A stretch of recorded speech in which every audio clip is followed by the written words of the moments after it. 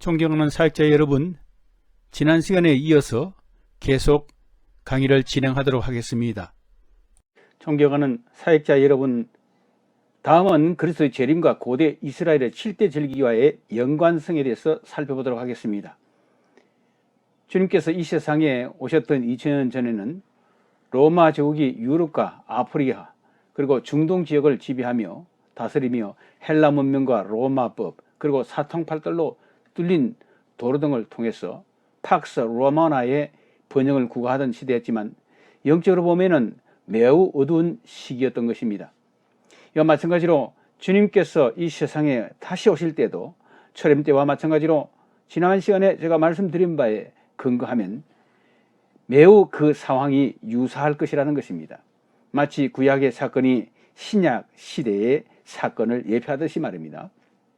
이런 관점에서 구약시대 고대 이스라엘의 7대 절기가 하나님의 구속사를 상징적으로 매표한다고 주장하는 것은 결코 근거가 없는 것이 아니라는 것이죠. 우선 하나님의 구속사, 이 하나님의 구속사를 예표하는 이스라엘의 7대 절기에서 유월절과 무교절, 초실절, 그리고 오순절, 즉 칠칠절은 봄철에 지키는 절기로서 예수님의 초림에 의한 사건들을 예표한다는 것입니다. 특히 양의 피를 이스라엘 백성의 집에 문설주에 발라서 장자의 죽음이라는 심판을 피하고 이스라엘 백성이 출애굽한 사건이 그 결정적인 단서가 된 유월절은 유대인역 니산월, 다른 말로 아위벌, 3월 14일에 지키는 절기로서 예수님의 대속적인 십자가 죽음 사건을 상징한다고 볼 수 있습니다. 또한 유월절에 이어서 애굽에서의 노예 생활을 기억하며 무교병과 썬나무를 먹던 무교절은 니산월 3월 15일부터 한 주간을 지키는 절기로서 주님께서 무덤에 안치되신 사건을 상징하며 출애굽한 이후에 이스라엘 백성이 가나안 땅에 들어가서 농사를 짓고 그 첫 열매 보리곡식의 첫 이삭을 하나님께 올려드린 이 초실절은 무교절 다음 그 한 주간의 안식일 후 첫날에 지키는 절기로서 성령님의 처음 익은 열매로서의 예수 그리스도께서 부활하신 사건을 상징한다고 볼 수 있습니다. 또한 초실절에 보리의 첫 수확을 시작해서 7주에 걸친 수확을 하고 밀추수를 시작하는 수확의 기쁨을 기념하는 칠칠절, 즉 오순절은 주님의 성천 이후 성령감과 그에 따른 신약교회 시작을 예표한다고 할 수 있습니다. 이에 비해서 나팔절, 장막절, 즉 초막절은 가을철에 지키는 절기로서 예수님의 재림에 의한 그리고 그것에 일어날 사건들을 예표한다는 것이죠. 즉 유대인들의 달력으로 신년인 첫날인 티히르월, 즉 에다님월 7월 1일에 해당되는 날로서 이 날을 기념하기 위해서 나팔을 불었다는 나팔절은 예수 그리스도의 재림과 그에 따른 성도의 부활과 휴거를 상징하고 있으며 나팔절에 이어서 유대인역 7월 10일에 대제사장이 홀로 1년에 한 번씩 지성소에 들어가 백성들의 모든 죄를 대속했던 대속죄일은 종말에 있을 남은 이스라엘의 속죄함과 구원을 상징한다고 볼 수 있습니다.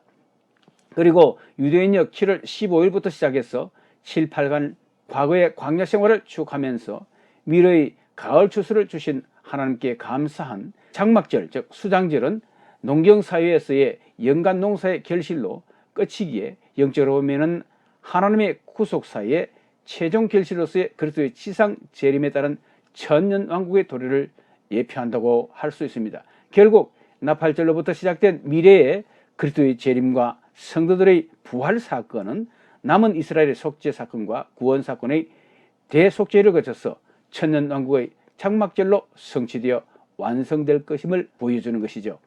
그리고 이스라엘의 나팔절에서부터 장막절 기간은 유대인역으로 7월 1일부터 약 한 달간 기간으로서 현대 그리고리역으로 보면 7월 중순에서부터 10월 중순까지에 해당된다고 할 수 있습니다. 그러면 종말에 일어날 사건과 관련한 절기인 나팔절에 대해서 보다 자세히 한번 살펴보도록 하겠습니다. 이 나팔절에 관한 성경 말씀 중 레위기 23장 24절 말씀은 다음과 같습니다. 이스라엘 자손에게 말하여 이르라 일곱째 달 곧 그 달 첫날은 너희에게 쉬는 날이 될지니 이는 나팔을 불어 기념하는 날이요 성회라. 아멘.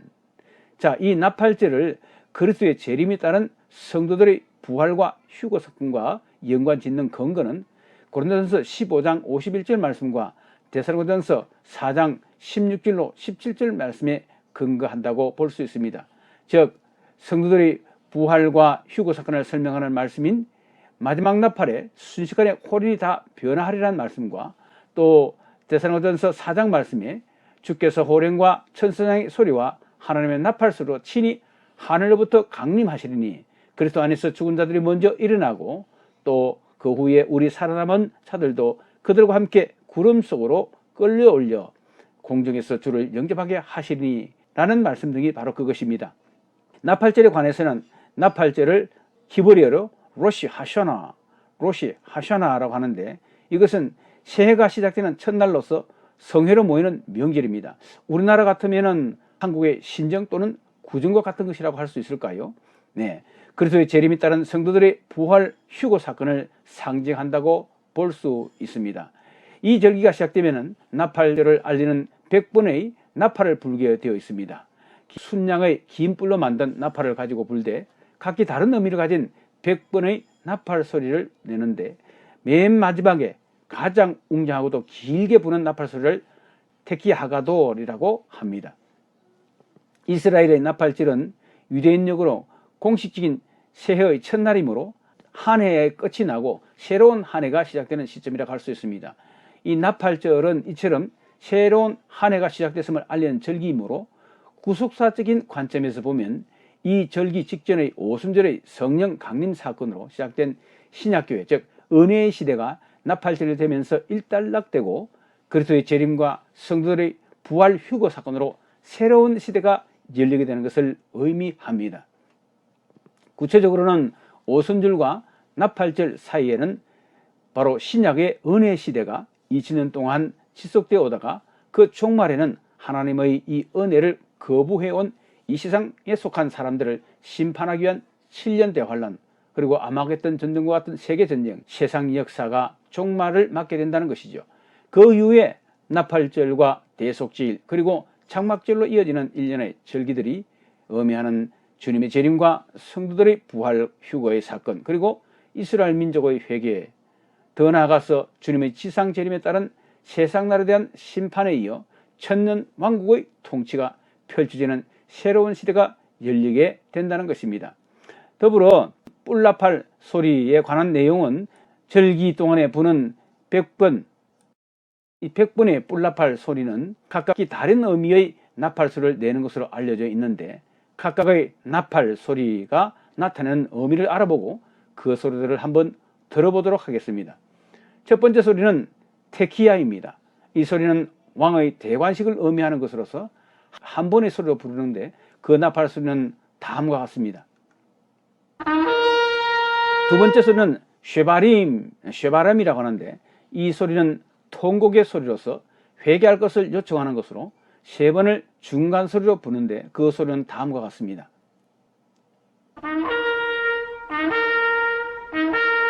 예, 세 번째 소리는 테루아입니다.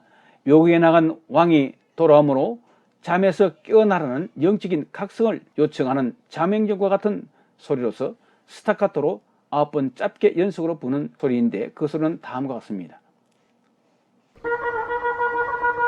네, 마지막 네 번째 소리는 테키야 하가돌인데 이 나팔 소리는 하나님의 음성을 상징하는 것으로서 유대인 기독교인들 사이에서는 고린도전서 15장 51절 말씀 마지막 나팔 소리 그리고 데살로니가전서 4장 16절로 17절 말씀 하나님의 나팔 소리가 바로 그것으로 알려져 있다는 것입니다. 특히 맨 마지막에 보는 테키야 하가돌은 그리스도의 재림과 그에 따른 성도들을 부활 휴게시키는 하나님의 음성어를 의미한다고 저들은 생각합니다. 가장 웅장하고도 길게 부는 소리로서 그 소리는 다음과 같습니다.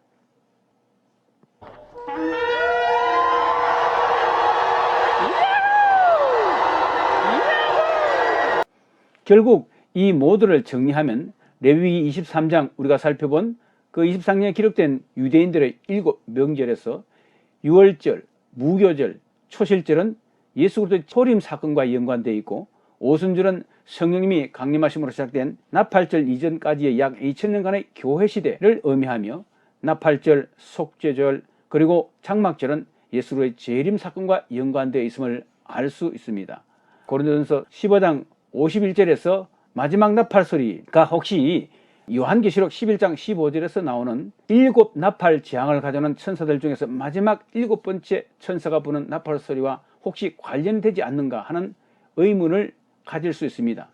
요한계시록 11장 15절 말씀 보면은 7째 천사가 나팔을 불며 하늘에 큰 음성들이 나서 이르되 세상 나라가 우리 주와 그의 그리스도의 나라가 되어 그가 세세토록 왕노릇 하시리로다. 아멘. 이 말씀에서 7째 천사가 나팔을 불 때에 하늘에서는 지상의 세상 나라가 주 하나님과 그의 그리스도의 나라가 되어서 주님께서 통치하실 것이라는 큰 음성이 나게 되는데, 이것은 주님의 지상 재림에 따른 통치를 예고하는 말씀으로서 주님의 재림과 또한 그에 따른 성도들의 부활 사건과 전혀 관계가 없다고는 할 수 없지만, 주님의 재림과 성도들의 부활 시에 하늘로부터 들려오는 바로 그 나팔 소리라고는 할 수 없고, 또한 계시록 11장에 나오는 7 천사의 나팔 소리 자체가 재앙을 불러오는 7년 대환란기에 해당되는 것임을 전후 문맥을 통해서 우리가 살펴볼 때, 주님의 재림 때 하늘로서 들려오는 마지막 나팔 소리는 아니라는 것입니다. 한편 계시록 11장 15절의 이 7번째 천사의 나팔 소리가 그에 따른 하늘에서 들려오는 소리, 즉 세상 나라가 우리 주와 또 그의 그리스도의 나라가 된다라는 말씀은 지난 시간에 말씀드린 역사적 전천년설에 따라 주님께서 재림하시는 당면한 목적이 그의 백성들을 하늘의 천국으로 데려가시기 위한 것이 아니고 바로 지상에서 그의 천년 왕국을 이루시려는 것이 맞다는 것을 지지해주는 말씀이라고 할 수 있습니다. 이뿐 아니라 또 다른 지지 성경 구절로서 데살로니가전서 4장 16절로 17절 말씀이 있는데, 이는 그리스도께서 재림하실 때 부활한 성도들의 휴거에 관해 설명해주는 대표적인 성경구절이라고 할 수 있습니다. 이 말씀 중에서 17절에서의 영접하게 하시리라는 말은 성도들이 영원한 몸으로 부활 그리고 공중으로 끌려 올려지는, 즉 휴거되는 당면한 목적, 그 이유를 가르치고 있는데, 이것은 그들이 휴거되어서 천국으로 가기 위한 것이 아니고 재림하신 주님을 공중에서 맞이하고, 즉 영접하고 혼인잔치 후에 다시 지상으로 강림해서 메시아의 천년왕국을 세워 통치하기 위함임을 알 수 있다는 것입니다. 미국의 플라신학교 신약학 교수인 김시원 박사는 그의 데살로니가 전서 강해라는 책에서 여기 영접위에 해당되는 단어인 헬라어 아판테신이라는 명사형은 그 다음에 나오는 끌려 올려, 즉 휴거되어를 의미하는 헬라어 미래형 수동태 동사인 하르파게 소메타라는 말과 짝을 이루는 것으로 설명하면서 하늘로부터 강림하시는 주님을 영접토록 하기 위해서 성도들이 공중으로 끌어올려, 즉 휴거된다고 해석을 한 것입니다. 같은 용례로서 성경에 쓰이는 곳이 한 2곳 나오는데, 마태복음 25장 6절 말씀에 보면은 소리가 나되 보라 신랑이로다 맞으러 나오라 하매 할 때, 여기 맞으러, 즉 영접하러 나오라 할 때 이 맞으러 나오라는 이 말이 하르파게 소메타라는 같은 동사를 사용하고 있고, 사도행전 28장 15절 말씀에 그곳 형제들이 우리 소식을 듣고 아비오 광장과 트레이스 타베르네까지 맞으러 오니 바울이 그들을 보고 하나님께 감사하고 담대한 마음을 얻으려 할 때, 여기 맞으러 오니, 즉 영접하러 오니, 이 단어도 하르파게 소메타와 같은 동사를 쓰고 있다는 것입니다. 여기에서도 사용하고 있는데, 이 동사는 결국 행차하시는 높으신 분이 오는 것을 맞이하기 위해서 영접하러 나갔다가 다시 모시고 온다는 의미에서 사용되고 있지요. 한편 어떤 학자들은 항상 하나님과 어린 양 예수 그리스도의 보좌는 천상나라에, 즉 저 하늘나라에 있을 것이라는 기존의 고정관념 때문에 계시록 7장 9절로 14절에서 이 큰 환란을 통한 열방에서 나온 수많은 성도들이 또 보좌와 어린 양 앞에서 찬양하는 모습, 그 모습과 함께 연결시킴으로써 대환란을 통과하여 부활 휴거한 성도들이 지상의 천년왕국이 아닌 바로 천상에 나라로 옮겨질 것이라고 주장하는 그런 사람들도 있습니다. 이 학자들은 성도들은 주님의 재림 때 부활 휴거되어서 천상의 하나님 나라로 간다고 주장하는데, 그들이 그것을 근거로 제시하는 계시록 7장 9절 말씀은 이 일 후에 내가 보니 각 나라와 족속과 백성과 방언에서 아무라도 능히 셀 수 없는 큰 무리가 흰옷을 입고 손에 종려가지를 들고 보좌 앞과 어린 앞에 서서라고 묘사하고 있는 이 글에서 이 말씀은 열방에서 어린 양의 대속의 공로로 구속받은 성도들이 하나님의 보좌 앞에서 경배하고 있는 모습을 보여줍니다. 하지만은 17절 말씀과 전체 문맥을 우리가 해석해 볼 때 이것들은 성도들의 부활과 휴거 이후의 장면이 아니고 모든 시대에 걸쳐서 그리스도의 구속의 은혜로 큰 환난을 겪으면서도 믿음으로 살아온 모든 성도들의 누릴 궁극적인 복인 계시록 21장에서의 새롭게 창조된 새 하늘과 새 땅, 새 예루살렘 성에 들어가서 그곳에서 누릴 영원한 천국에서의 영생 복락을 미리 보여주는 것이며, 이를 통해서 종말의 대환란을 앞둔 성도들을 격려하고 믿음을 복돋우기 위해서 기록된 말씀이라고 봐야 한다는 것입니다. 자, 다음 살펴볼 주제는 그리스도의 최후의 심판과 영원한 상벌에 대한 것이라는 것이죠. 강의 44면에 나와 있는데요. 이 부분에 대해서 우리가 함께 살펴보기를 원합니다. 성경은 종종 신자들과 불신자들에 대한 최후의 심판이 있을 것이라는 사실을 강조하고 있지요.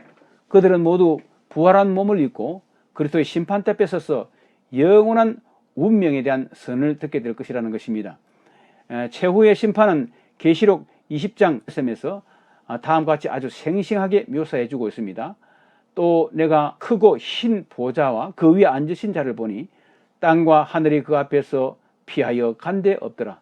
또 내가 보니 죽은 자들이 물은 대수하고 그 보좌 앞에 섰는데 책들이 펴 있고 또 다른 책들이 펴졌으니 곧 생명책이라.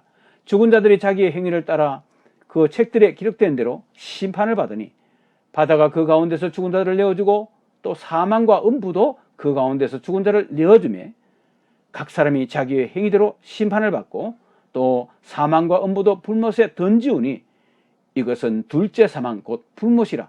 누구든지 생명책에 기록되지 못한 자는 불못에 던지우더라. 아멘. 그럼에도 불구하고 개혁주의 신학자들 중에는 구원받은 성도들은 이미 첫째 부활에 참여했기 때문에 이 최후의 힘보다 심판은 결국 불신자인 즉 죄인들에 대한 심판이며 그들을 다시 살려내어서 지옥불에 던져넣는 최후의 심판이라고 주장하는 견해가 있고 또 그 견해를 많은 개혁주의들이 따르고 있다는 것입니다.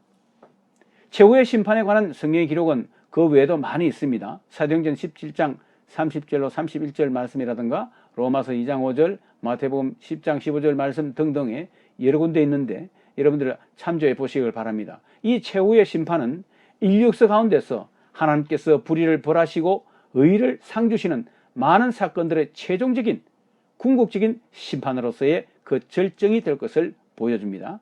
그러면 이 최후의 심판은 언제 있게 될 것인가? 이것은 천년왕국과 그 이후에 사탄에 의한 배도 그리고 그 이후에 임할 것을 계시록 20장의 중반부 이후부터 잘 보여주고 있습니다.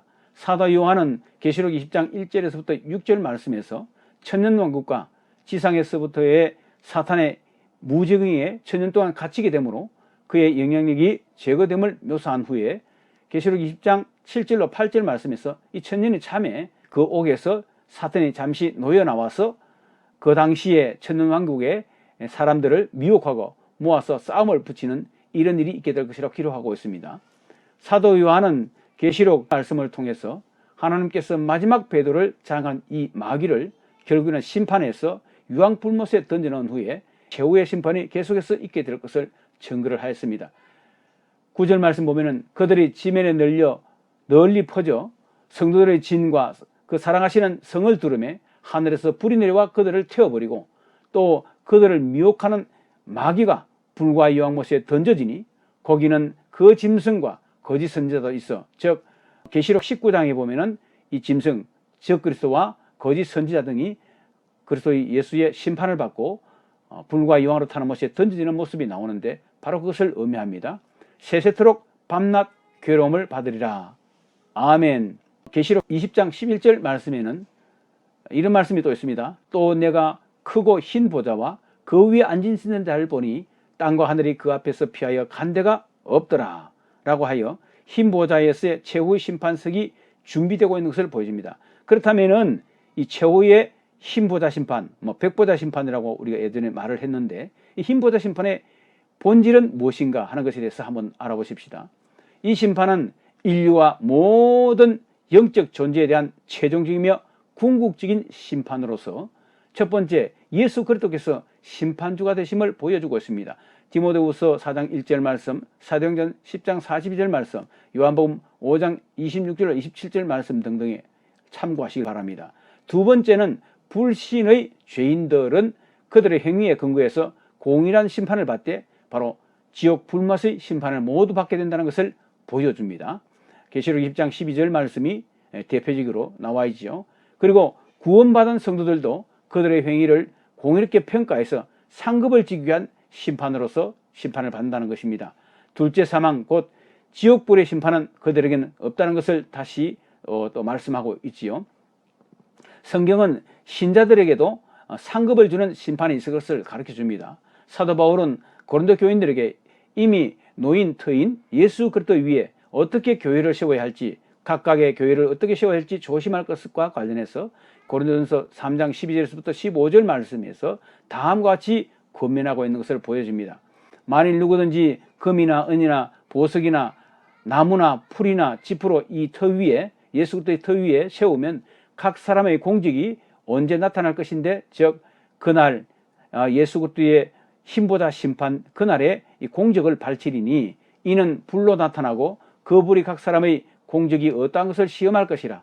만일 누구든지 그 위에 세운 공적이 그대로 있으면, 즉 불타지 아니하면 상을 받게 되고, 누구든지 그 공적이 불타면 해를 받으리니 그러나 자신은 구원은 받되 불 가운데서 구원받는 것과 같으리라고 말씀하고 있습니다. 그리고 네 번째, 이 심판의 본질은 천사들도 심판을 받게 된다는 것입니다. 즉 영적인 모든 존재들도 그때 심판을 받게 되는데, 베드로서 2장 4절 말씀과 유다서 6절 말씀을 참고해 보십시오. 그리고 다섯 번째 본질의 의미로서 성도들도 이 심판에 참여하게 될 것을 말씀하고 있습니다. 자, 그러면 요한계시록의 마지막 부분에서 이 최후의 심판을 기록해서 우리 신자들에게 던져주고자 하는 교훈은 무엇인가에 대해서 한번 생각해 보시기 바랍니다. 그것은 세상에서의 공의에 대해서 우리가 기대하는 공의가 있는데, 이 세상에서는 불완전하기 때문에 그 공의가 충족되지 못한다는 것이죠. 그런 충족되지 못한 내적 욕구를 이 최후의 심판 때 하나님께서 충족시킨다는 것입니다. 즉 최후의 심판이 있을 것이라는 사실은 궁극적으로 하나님의 우주 경영이 공평하다는 것을 확신시켜 준다는 것이죠. 두 번째, 우리로 하여금 다른 사람들을 조건 없이 용서하게 해주는 모멘텀을 제공한다는 것입니다. 우리에게 잘못한 사람들에게 복수하는 일이 우리에게 속한 것이 아니고 오직 주님께 속한 것이며, 우리는 그러한 복수를 원해서도 안 되고 또 해서도 안 된다는 사실을 인식시켜 줍니다. 왜냐하면 그것은 공의로우신 최고의 재판장이시며 최후의 재판장이신 하나님의 권한이고 우리 주 예수 그리스도께서 그것을 반드시 대행하실 것이기 때문입니다.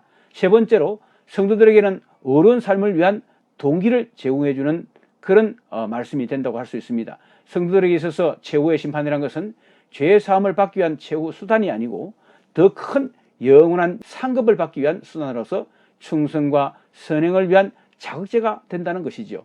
네 번째, 이 최후 심판이 우리에게 주는 의미는 성도들에게 복음 전파를 위한 큰 동기 유발을 한다는 것입니다. 이 세상 사람들에게 예수 그리스도의 복음을 전함에 있어서 세상에서 사람들이 내린 결정은 그들의 영원한 운명을 결정하게 될 것인데, 바로 그들에게 그리스도의 복음을 전함으로 하나님의 놀라운 은혜에 참여할 수 있도록 동기를 유발하는 복음 전파를 우리로 하여금 하게 만든다는 것이죠. 따라서 우리는 에스겔을 통한 하나님의 호소를 가슴으로 느끼고 입술로 증거해야 할 것을 에스겔서 33장 11절 말씀에서 말씀하고 있음을 여러분들 참고해 보시기를 바랍니다. 자, 두 번째 이제 트랙으로 우리가 살펴볼 요한계시록에 나타난 종말론, 그리고 요한계시록에서 말하는 종말론의 의, 그리고 요한계시록에 나타난 종말론에 있어서의 여러 가지 논쟁적인 이슈를 살펴보는 큰 두 번째 트랙에 대해서 이제 우리 살펴보도록 하겠습니다. 존경하는 사역자 여러분, 그동안 우리는 성경적 종말론의 첫 번째 트랙인 구약 다니엘의 70일에 나타난 원시적 종말론과 또 종말론의 절정인 예수 그리스도의 재림과 관계된 사안들을 지금까지 쭉 살펴보았습니다.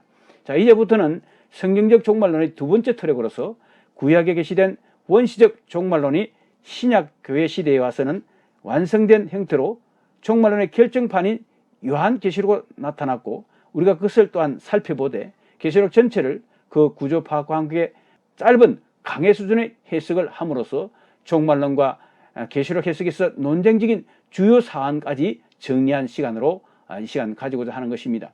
지금까지 여러분들께서 수강을 잘 해오셨겠지만 이 시간부터의 강의는 좀 더 여러분들이 집중하셔서 지금까지 여러분들 종말론 또는 계시록 해석에서 풀리지 않았던 여러 가지 문제들이 깨끗하게 해소되는 그런 기회가 되기를 바랍니다.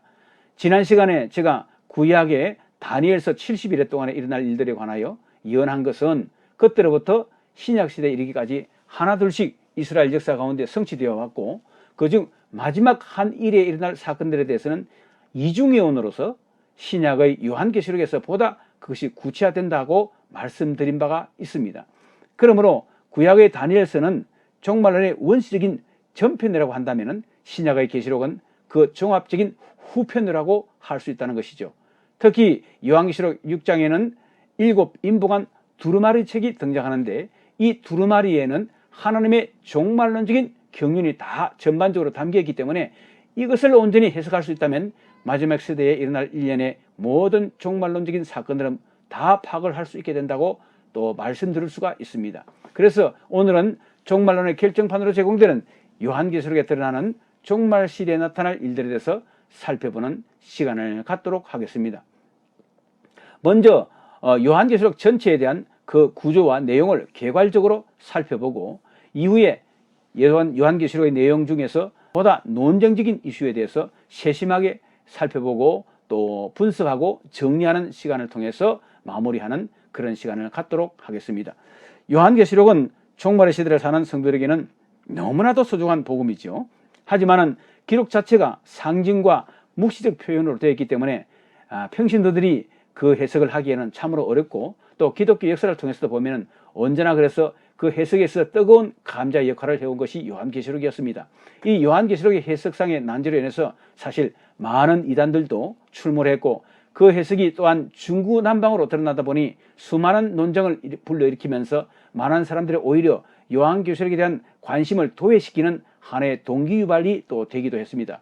이로 인해서 근현대 기독교 교회사에서 그 누구보다도 중대한 영향을 끼쳤던 종교개혁자이자 천재적인 신학자였던 장 칼빈, 요한 칼빈도 이 책에 대한 해석을 하지 않았다는 것은 잘 알려진 사실이죠. 여러분들도 아시다시피 요한계시록 7장과 14장에 언급되는 14만 4천, 즉 이스라엘 12지파 중에서 특별히 인침을 받은 이 14만 4천 명에 대한 해석과 적용의 문제로 현재 우리나라에서는 신천지 집단이 기독교 이단으로 낙인 찍힌 바가 있습니다. 그만큼 요한계시록에 여러 가지 논쟁적인 사안들이 실질적으로 있고, 또 이렇게 말도 많고 탈도 많은 요한계시록을 어느 개인이 독단적으로 제대로 해석한다는 것은 사실 넘사벽의 문제가 될 것입니다.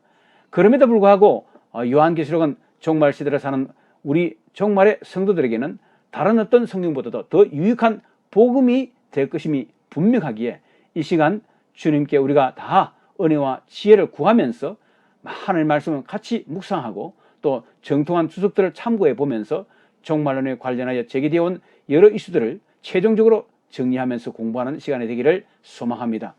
자, 우선 요한계시록에 대한 그 개요를 살펴보는 시간을 갖도록 하겠습니다.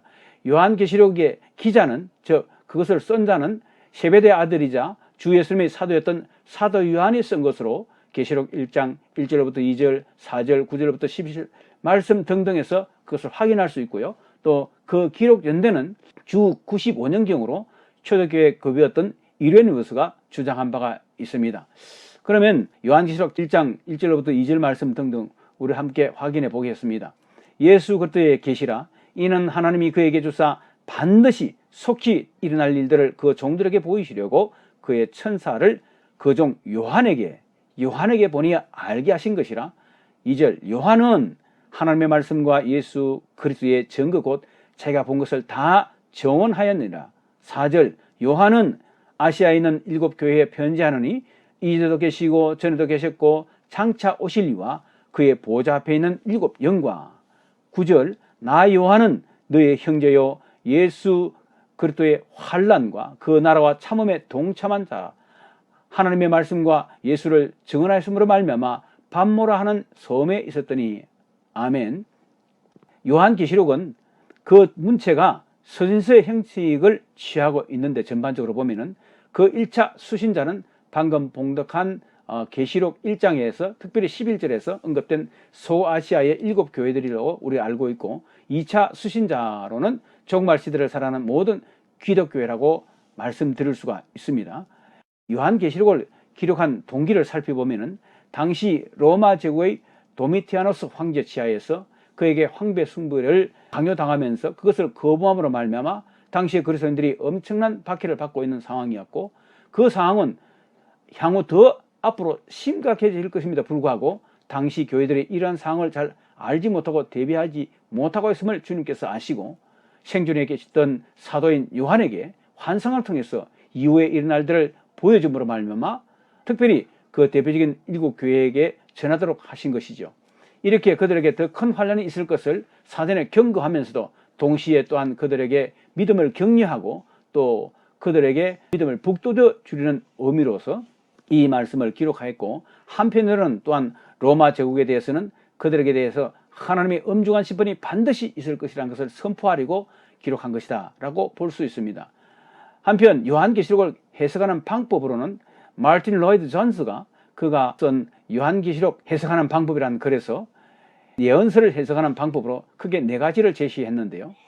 계시록의 내용이 과거 AD 1세기에서부터 5세기 안에 역사적으로 이미 성취된 것으로 보는 과거주의적인 해석이 있고, 그와는 반대로 계시록의 내용은 미래 말세 종말 때 일어날 사건으로 보는 미래주의적인 해석이 있다는 것입니다. 또한 요한계시록의 내용이 신약교회의 역사를 통해 이미 성취되어 왔다 하는 역사주의적 해석 방법이 있는가 하면, 계시록의 내용 대부분이 상징적이며 묵시적인 표현들로 묘사하고 있기 때문에 그것을 우리 인간들이 완전히 해석하기는 불가능하다는 상징주의적인 해석 방법이 있습니다. 하지만은 요한계시록의 내용은 구문론적으로나 또는 역사적으로 우리가 이 내용들을 다 살펴볼 때 이 4가지 모든 해석의 요소들이 다 대부분 내포되어 있다는 것이죠. 또한 다른 성경의 기록과 비교해 볼 때도 특별히 묵시적 표현의 예언들이 대부분을 차지하기 때문에 사실 요한계시록의 해석상 어려운 점은 불가피하다 이렇게 말씀드릴 수 있습니다. 따라서 요한계시록은 지혜와 계시의 성령님께 온전히 감동된 사람들만이 이 말씀을 제대로 해석할 수 있을 것이라고 우리가 예상할 수 있으며, 인간의 어떤 사사로운 지혜로는 절대 해석이 불가능하다는 것은 인정할 수밖에 없을 것입니다. 그러므로 이런 하나님의 묵시적인 계시를 우리가 해석하고자 할 때는 그가 누구든지 자신은 아무런 자격이 없고 오직 또 지혜도 없는 것을 인정하면서 오직 하나님만을 의지하고 전심으로 하나님의 지혜와 은총을 구해야 한다는 것입니다. 한편 학자들에 따라서는 종말에 일어날 일들을 기록한 이 요한계시록을 자신들이 설정한 특정한 주제, 가령 언약 사상이라든가 구원론이라든가 아니면 교회론 등등의 관점에서 해석하고 가르치는 경우도 종종 있음을 보게 되는데, 이럴 경우에 성도들로 하여금 종말론에 관한 편벽된 이해를 가지고 살게끔 할 수도 있기 때문에 신중을 기해야 한다는 것입니다. 이런 점들을 우리가 감안하면서 요한계시록의 특징과 그 주요 내용을 살펴보기를 원합니다. 먼저 그 특징으로서 일단 문체는 묵시문학의 형태로 그리고 이미지로 구성되면서 최종적으로는 예언의 내용을 서신 형태로 기록된 것이다 라고 할 수 있습니다. 당시 시대 상황이 로마 제국의 도미티아노스 황제의 박해로 인해서 하나님의 백성들은 피하기 어려운 엄청난 고난을 당하고 있었기 때문에 핍박자의 감시를 피하기 위해서는 이런 상징적인 묵시 형태의 기술로 할 수밖에 없었다는 것이죠. 하지만은 이 성경을 통해 하나님은 모든 역사를 주관하시는 절대자이시기 때문에 그 백성들은 반드시 확실히 구원하시고, 또한 그 성도를 핍박하는 로마 제국은 반드시 하나님이 심판하시며, 궁극적으로는 창세기 1장에서부터 3장에서 보는 바와 같이 창조 시에 왜곡되고 파괴되었던, 상실되었던 모든 것들을 계시록 21장 22장 말씀을 통해서 종말에는 반드시 하나님 나라를 회복하실 것이라는 비전을 그 백성들에게 보여주기를 원하셨다는 것입니다. 이 요한계시록 제 내용을 구문론적으로 분석하고 요약하여 살펴보면 다음과 같은 구조로 정리할 수 있습니다. 즉, 계시록 1장에서부터 3장은 서론, 4장에서부터 14장 말씀까지는 본론, 그리고 17장에서부터 20장 마지막까지는 결론, 그리고 에필로그로 구성되어 있다는 것이죠. 그리고 이 계시록의 구조를 보다 좀 상시하게 분석해서 정리하면은 여러분들이 보시는 화면과 같습니다. 즉, 먼저 서론은 계시록 1장에서부터 3장에 해당하는 것으로서, 그 서원에 해당되는 계시록 1장 1절에서부터 8절 말씀에서는 요한계시록에 기록된 역사적 배경을 말해주고 있는데, patmos섬에서 사도 요한이 본 환상을 기록한 것으로 말하고 있고, 그리고 요한계시록 1장 9절에서부터 3장 22절 말씀까지는 제1환상군에 속하는 것으로서 교회의 머리 되신 예수 그리스도와 또 그리스도께서 7교회에 보내는 편지 내용으로 구성되어 있습니다. 그리고 계시록의 본론 부분에 해당되는 계시록 4장에서부터 16장까지는 특별히 4장 1절에서부터 16장 21절까지는 제2환상군을 형성하고 있는데, 그 중에서 계시록 4장 5장은 천국이란 환상을 보여주시면서 보좌에 앉으신 예수 그리스도와 하나님과 어린 양 예수 그리스도에 대해서 보여주고 있다는 것입니다. 그리고 계시록 6장은 7인붕한 두루마리 중에 7인이 떼지면서 심판이 시작되는 것을 보여주고 있는데, 이 심판을 통해서 전반적인 종말의 징조들을 보여주고 있다는 것이죠. 그리고 계시록 7장은 삽입장으로 들어가 있는데, 이스라엘 민족 중에서와 전 세계 이방인 중에서 궁극적으로 구원받을 자들이 어떤 자들인가를 보여주고 있다는 것입니다. 그리고 계시록 8장 6절에서부터 9장 21절 말씀까지는 7 나팔 재앙에 대해서 말씀하고 있고, 이를 통해서 하나님이 심판하신 것을 보여주고 있습니다. 그리고 계시록 10장 11장은 또 다른 삽입장으로서 사도 요한이 작은 두루마리를 천사로부터 받아먹는 장면이 보이고, 또한 그 이후에 그 받아먹은 연설을 통해서 두 정인의 사역이 시작되는 것을 보여주고 있다는 것입니다. 그리고 계시록 12장에서부터 14장은 또 다른 삽입장으로서 교회와 악한 세상 권세와의 싸움, 전투를 보여주고 있고요. 그리고 특별히 요한계시록 12장 1절부터 17절 말씀까지는 하늘의 전쟁과 그 여파에 대해서 보여주고 있습니다. 요한계시록 13장 1절에서부터 18절 말씀까지는 바다와 땅에서 나온 짐승들에서 말해주고 있는데, 즉 적그리스도와 거짓 선지자들과 그 하수들의 활동에 대해서 말해주고 있습니다. 그리고 계시록 14장 1절에서부터 20절 말씀에는 거룩한 전쟁의 결과인 하나님의 백성의 신원과 그에 따른 심판이 이루어지는 것을 보여주고 있고요.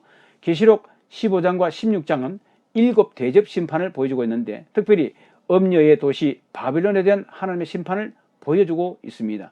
그리고 계시록 15장 1절에서부터 특별히 8절 말씀까지는 7 대접 심판의 전주곡이 울려지고 있음을 보여주고 있고, 그리고 본질적으로 계시록 16장 1절에서부터 21절 말씀까지가 바로 대접장, 즉 엄녀의 도시에 대한 바벨론의 심판을 보여주고 있다는 것입니다. 그리고 계시록 이제 17장에서부터 22장 마지막까지 결론 부분을 보여주는데, 그 중에서 계시록 17장에서부터 19장 말씀까지가 제3환상군을 형성하고 있다. 그래서 여기에서는 세상에 대한 하나님의 심판을 다 보여주는 그런 내용으로 구성되어 있고요. 그 중에서도 계시록 17장 1절에서부터 19장 10절 말씀까지 엄녀 바벨론을 향한 하나님의 심판을 보여주고 있으며, 계시록 19장 11절부터 20장 15절 말씀까지는 재림하시는 예수 그리스도와 또 그분이 세상을 향한 최후의 심판을 보여주고 있다는 것을 우리가 알 수 있습니다. 그리고 제4환상군으로서 계시록 21장 1절로부터 22장 5절 말씀까지를 보여주고 있는데, 여기에서는 신천신지, 즉 새하늘과 새 땅, 새 예루살렘이 하늘로부터 하나님께로부터 내려오는 것을 보여주고 있고요. 그리고 마지막 결어인 에필로그인 계시록 22장 6절부터 21절 말씀까지를 보여주는데, 여기서는 종말의 성도들에게 그리스도의 재림을 기대하며 격려하고 또 경고의 말씀으로 증언하고 있는 것을 보여줍니다.